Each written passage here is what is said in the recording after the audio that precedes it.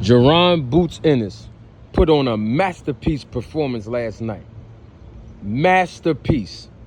I mean, the masterpiece he put on versus Roiman last night in Atlantic City was a combination of boxing and slugging.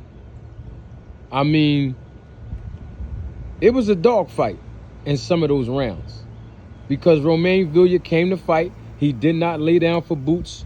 He did not come to just get a paycheck. He came to rumble. And the reason why I said it was a dogfight is because these guys exchanged every now and then.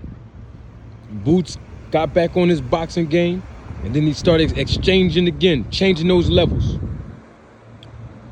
Boots did an exceptional job last night. And I don't know what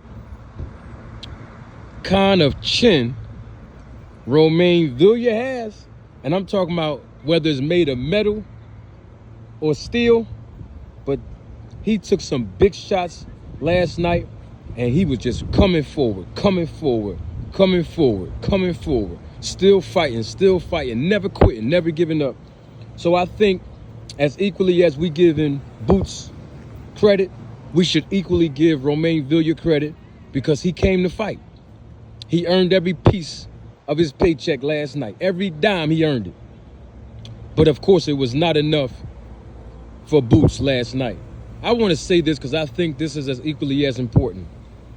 The crowd showed up last night. Boots sold out the arena.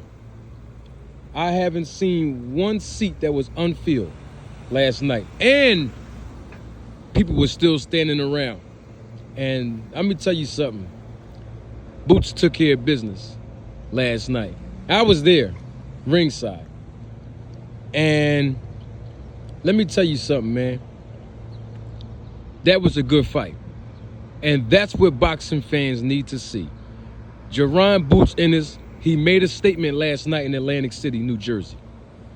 And I think that was the statement that he should have made because in his last performance, our expectation level exceeded what Boots did, or did not do, rather. And remember in the video I just published a few days ago that said the old adage in boxing is, you're only as good as your last fight. I said that, remember? And I applied that principle to both fighters before this fight took place. And now we're going to add that old adage, that old saying in boxing again. You're only as good as your last fight. And of course, Boots' last fight was last night. I like that. Y'all know I rhyme, right? Boots' last fight was last night. And he's ready. I told y'all before, and I'm going to tell you right now again. Boots is not the future of boxing. He is the right now of boxing. And as I said on YSM Sports Media, y'all probably will check that interview out real soon. When YSM Sports Media asked me after the fight was over, when I was ringside, how did I rate Boots' performance? And I specifically said 8.5.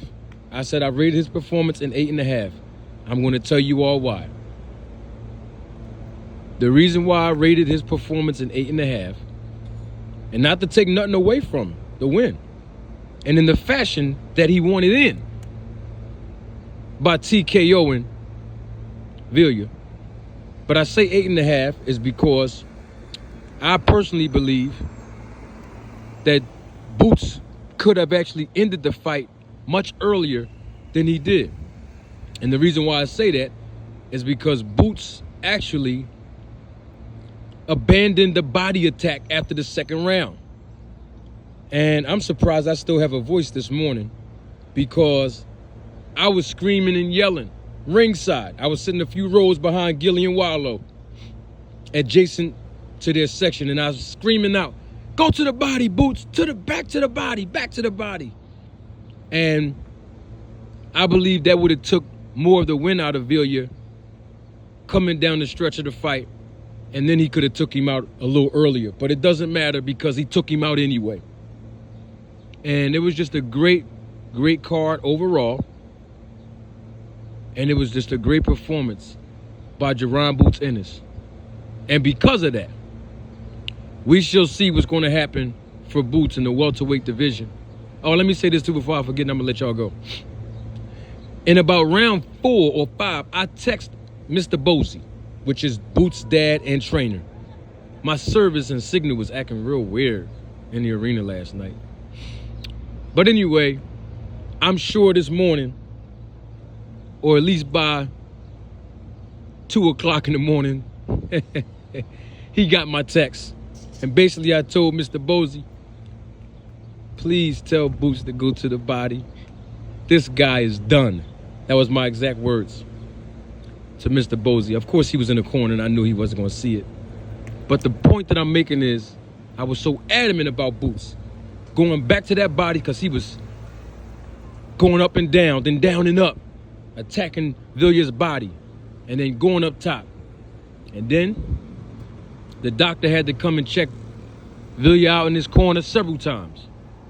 And of course, he's going to be suspended by the New Jersey Athletic Control Board, probably for at least 60 to 90 days. That's just protocol, standard in boxing. But Boots did a wonderful job, and we're looking forward to seeing how his new journey in the welterweight division, and I say new journey because Terrence Ball Crawford and Errol Spence are reported to fight later this month, and he called them out, he called Ugas out, and he called Thurman out in his hometown, and we'll see what's going on with Boots. Y'all know I'm a major fan of boxers in general, but I do have a select few that I take exception to when it comes to their skill set, and that is one, and Boots is one of them. He's a special fighter, and as I told Crown Jewel Boxing and the rest of the guys that I met with last night at the fight, Boots is special, and boxing is in his blood, and it's hard to beat a fighter who has boxing in their blood. So look out for my man Boots, and he's going to take over the welterweight division.